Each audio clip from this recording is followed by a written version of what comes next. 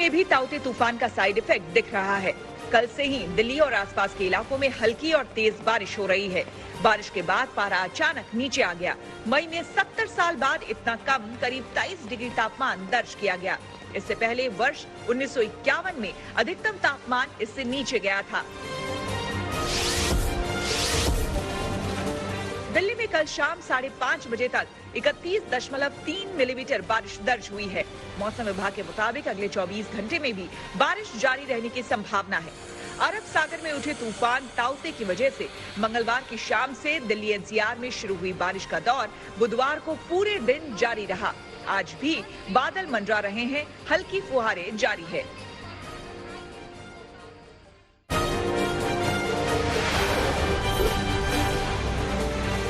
भारी बारिश से दिल्ली के कई इलाकों में पानी भर गया। निचले इलाके लबालब हैं। दिल्ली के आईटीओ और प्रगति मैदान इलाके में भी सड़कों पर पानी भर गया। पूरे उत्तर भारत में मौसम का मिजाज बदला हुआ है। यूपी के कई जिलों में अगले 24 घंटे में बारिश का ऑरेंज अलर्ट जारी किया गया है। राज्य के ज्यादातर इलाकों में बुधवार को दिन भर बारिश होती रही। मौसम विभाग के अनुमान के मुताबिक आज और कल भी बारिश का सिलसिला जारी रहेगा। 22 मई से मौसम के खुलने के आसार हैं। बारिश के कारण राज्य के ज्यादातर जिलों में दिन का तापमान 10 डिग्री नीचे चला गया। बारिश के बीच दिल्ली से सटे नोएडा में बड़ी लापरवाही सामने आई। सहकारी संघ दादरी में करीब 100 टन अनाज की बोरियां भीग गई। 2 दिन से बारिश हो रही है, लेकिन जिला प्रशासन ने कोई संज्ञान नहीं लिया। गोदाम का लिंटर भी टूटा हुआ है। आसपास के किसान सरकारी संघ को गेहूं बेचते हैं, लेकिन गेहूं का क्या हाल है देखा जा सकता है।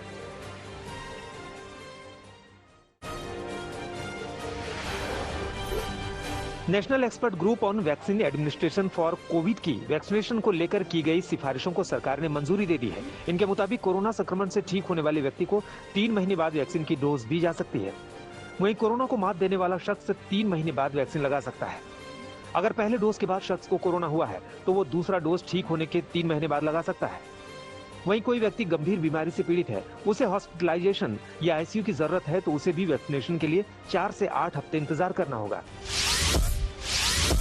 दिल्ली हाईकोर्ट ने केंद्र सरकार और भारत बायोटेक को एक जनहित याचिका पर नोटिस जारी किया है। याचिका में केंद्र सरकार के 13 मई के उस आदेश पर रोक लगाने की मांग की गई है, जिसमें वैक्सीनेशन का ट्रायल 2 साल में 18 साल के बच्चों और किशोरों पर करने को मंजूरी दी गई है।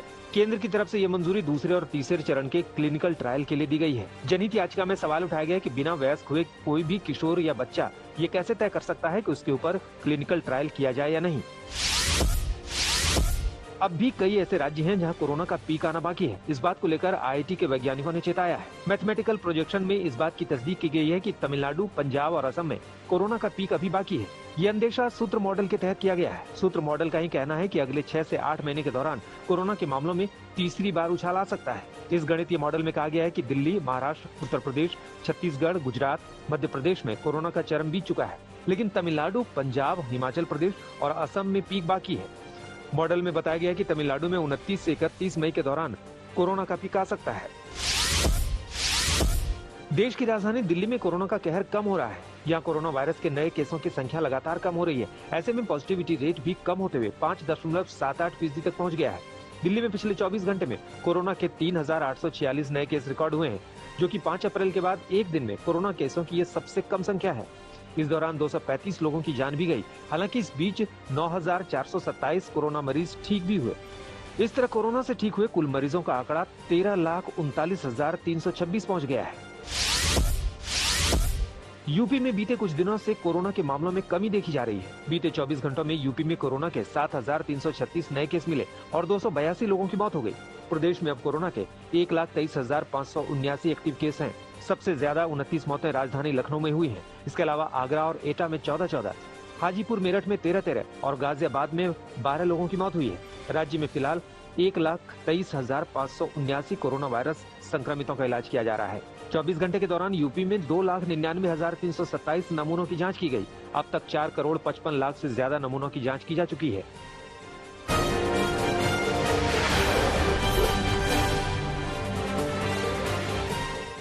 देश के कई राज्यों में ब्लैक फंगस के मामले तेजी से बढ़ रहे हैं। महाराष्ट्र में करीब 90 लोगों की मौत ब्लैक फंगस की वजह से हो चुकी है।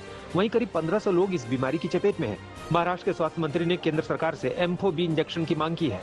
वहीं दिल्ली में भी ब्लैक फंगस के करीब 90 से ज्यादा केस आ चुके हैं। लखनऊ के KGMU में ब्लैक फंगस के अब तक 50 से ज्यादा मरीज एडमिट हो चुके हैं। वहीं ऋषिकेश एम्स में 40 से ज्यादा मरीजों को एडमिट किया गया है।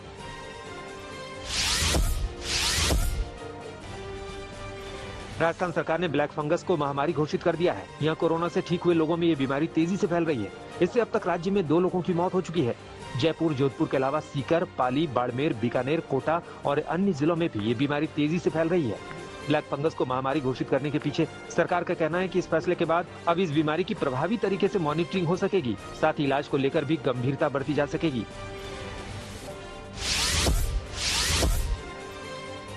कोरोना को देखते हुए राजस्थान में पाबंदियां आगे भी जारी रहेंगी।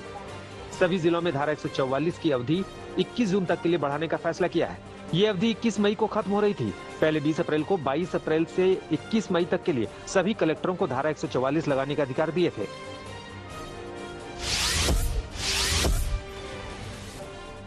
ऑक्सीजन कंसंट्रेटर की कालाबाजारी से जुड़े मामले में गिरफ्तार किए गए नवनीत कालरा ने जमानत के लिए साकेत कोर्ट में अर्जी लगाई है। साकेत कोर्ट कालरा की जमानत पर आज सुनवाई करेगा। फिलहाल नवनीत कालरा दिल्ली पुलिस की हिरासत में है। 3 दिन पहले नवनीत कालरा को गिरफ्तार करके दिल्ली पुलिस की तरफ से कोर्ट में पेश किया गया था, जहां पुलिस की तरफ से 5 दिन की पुलिस कस्टडी मांगी गई थी, लेकिन कोर्ट ने उनकी 3 दिन की कस्टडी पुलिस को दी थी।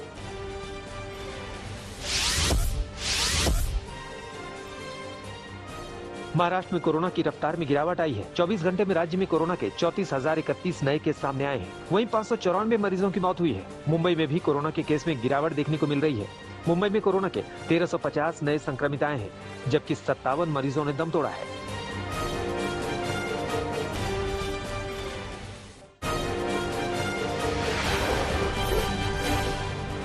कोरोना संकट के बीच मोदी सरकार किसानों के लिए राहत वाली खबर लेकर आई है।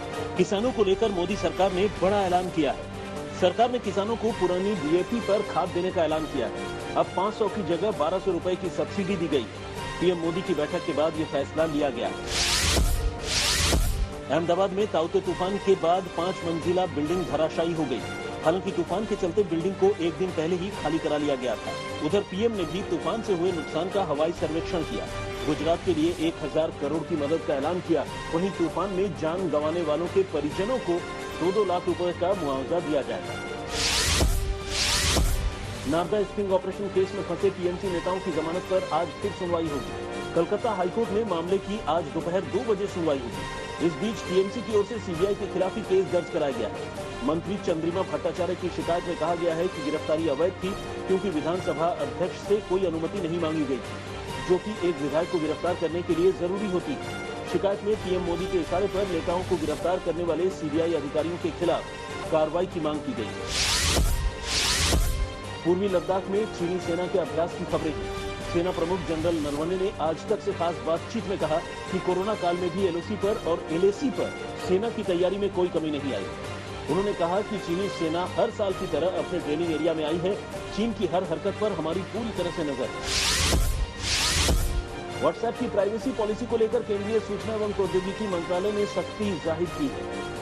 IT मंत्रालय ने व्हाट्सएप से इस नीति को लेकर 7 दिन के अंदर जवाब मांगा है। मंत्रालय ने सख्त रुख अख्तियार करते हुए कहा कि अब प्राइवेसी पॉलिसी वापस लें, नहीं तो कार्रवाई संभव है। सूत्रों के मुताबिक IT मंत्रालय ने व्हाट्सएप को एक बार फिर निर्देश दिए हैं कि अपनी वो प्राइवेसी पॉलिसी वापस कर ले। सरकार ने कंपनी को 7 दिन का समय दिया है ताकि व्हाट्सएप पर नोटिस का जवाब मिल सके। उचित जवाब नहीं मिलने पर सरकार कानूनों के तहत जरूरी कदम उठाएगी।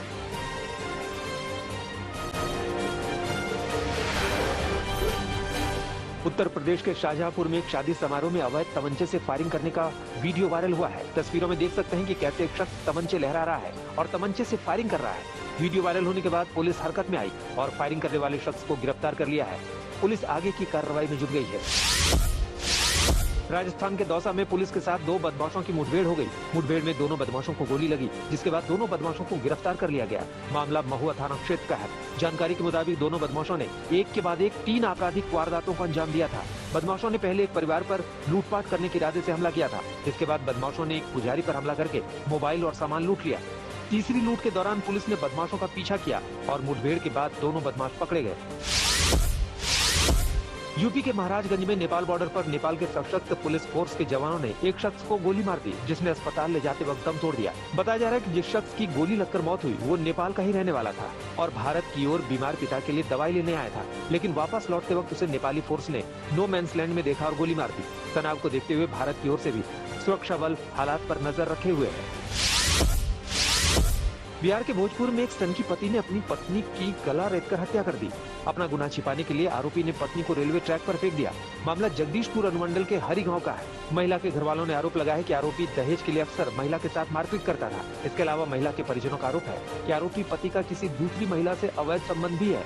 पुलिस ने आरोपी पति के साथ कत्ल के आरोप में एक दूसरे शख्स को भी गिरफ्तार कर लिया है और आगे की तफ्तीश में जुट गई है। बिहार के बेगूसराय में 2 शिक्षकों की हैवानियत सामने आई है। 2 शिक्षकों ने एक छात्र को आयरन से कमर के नीचे जलाया। आरोप है कि छात्र ने हॉस्टल से भागने की कोशिश की थी, जिसके बाद शिक्षकों ने ऐसा किया। इतना ही नहीं, शिक्षकों ने छात्र को धमकाया भी था कि वो घर में ना बताए, मगर छात्र ने सारी घटना परिवार वालों को बताई तो परिवार वालों ने पुलिस में केस दर्ज कराया। दोनों शिक्षकों को गिरफ्तार कर लिया गया है। इजराइल की नेवी ने अब हमास पर समंदर के रास्ते किया हमला। गाजा सिटी से लगने वाले भूमध्य सागर में इजरायली नेवी ने बिना टारगेट ताबड़तोड़ बरसाई गोलियां। इस हमले में किसी के घायल होने की खबर नहीं है। अब इजराइल ने दक्षिणी गाजा के हमास शासित क्षेत्रों में हमले किए और तेज। बुधवार तड़के भी इजरायली सेना ने की एयर स्ट्राइक। गाजा पट्टी में हुए हवाई हमले में 6 लोगों की मौत। अल अक्सा रेडियो के एक पत्रकार की भी फायरिंग में हुई मौत। फिलिस्तीन में 63 बच्चों और 36 महिलाओं समेत अब तक करीब 220 लोगों ने गंवाई जान। करीब 58,000 लोग हुए बेघर। मोरक्को से आने वाले अवैध प्रवासियों की समुद्र के रास्ते स्पेन में घुसने की कोशिश जारी। सेउटा सीमा पर लगी ऊंची दीवार को फांदकर स्पेन में घुसने की कोशिश कर रहे हजारों प्रवासी। स्पेन सरकार ने सीमाओं पर बढ़ाई सख्ती। अब तक 8,000 से ज्यादा प्रवासी सेउटा सीमा को पार कर चुके हैं। दुनिया भर में कोरोना का कहर जारी है। अब तक इसकी चपेट में आकर 34,20,000 से ज्यादा लोगों की जान चली गई है। संक्रमितों की संख्या 16 करोड़ 49 लाख के पार हो चुकी है। 14 करोड़ 39 लाख से ज्यादा लोग कोरोना से ठीक हो चुके हैं।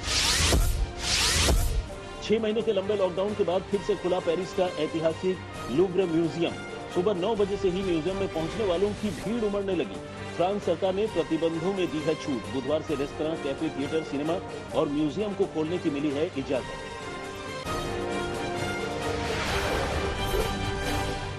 चीन में वैक्सीनेशन अभियान हुआ और तेज। चीन ने सिंगल डोज वैक्सीन बना लेने का किया दावा। सरकार ने दावा किया कि नया वैक्सीन 90% कारगर है। 13 मई से ही चीन में लगाया जा रहा है सिंगल डोज वैक्सीन। चीन के शेंझेन में अचानक हिलने लगी 72 मंजिला गगनचुंबी इमारत। बिल्डिंग से निकलकर सड़कों पर पहुंचे सैकड़ों लोग। बिना भूकंप के ही हिलने लगी थी इमारत। मौके पर पहुंची दमकल विभाग की टीम। अमेरिका के फिनिक्स में खराबी के बाद इमरजेंसी में फ्रीवे पर उतरा छोटा विमान। विमान के एक इंजन में खराबी के बाद इमरजेंसी लैंडिंग करनी पड़ी। घटना में किसी के हताहत होने की सूचना नहीं है। जानकारी के बाद मौके पर पहुंची फायर ब्रिगेड की टीम। रिकॉर्ड सूखे का असर ताइवान की सबसे बड़ी झील पर हुआ है। पूरी तरह से सूखा झील का पानी। नांटो काउंटी में अब तक के सबसे बड़े सूखे का सरकार ने किया ऐलान। द्वीप के कुछ हिस्सों में तापमान लगभग 40 डिग्री सेल्सियस दर्ज किया गया है। तय समय पर ही होगा टोक्यो ओलंपिक। अंतर्राष्ट्रीय ओलंपिक समिति का बयान। आईओसी चीफ थॉमस बाक ने कहा कि ओलंपिक विलेज के 80% लोगों को लग चुकी है कोरोना वैक्सीन। 23 जुलाई से सुरक्षित ओलंपिक खेलों का होगा आयोजन।